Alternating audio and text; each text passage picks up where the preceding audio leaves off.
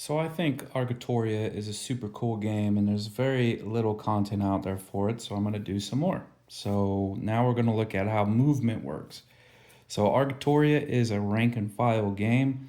Most rank and file tray-based games, the movement's pretty similar and pretty typical, but there is one little interesting aspect of this game. So you always start with a die behind each unit. That signifies the unit has not activated yet. So if I wanted to activate this unit, I put the die in front. That's what I use to turn with. The unit can move up to 90 degrees in any direction before their movement, and then they roll 1d6, add their move stat, and they move straight forward that distance. So for charges, you do the exact same thing. Place the die, rotate however you want, but with a charge, it's 2d6 plus your movement. So here's the interesting part.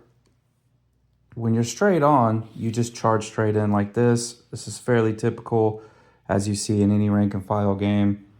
Easy peasy. Now, let's say this unit was not straight on.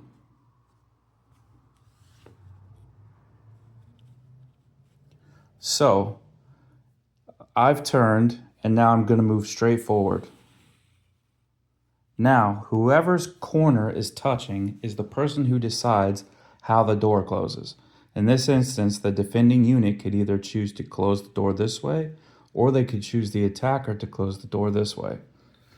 They also decide which corner it's going to be on. So they could do like this and force the attacker to move up like this, or they could swing the door shut themselves.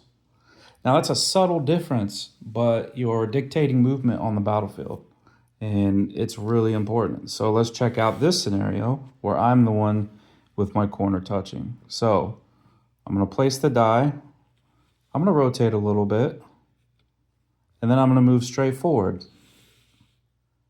Now my corner's touching. So now I get to dictate. Now this is going to be a pretty drastic difference. I can either line up like this, or I can shift their unit over to this side. Now I want to shift their whole unit over to this side. Now that was a massive change in positioning on the battlefield. I'll slide this over a little bit.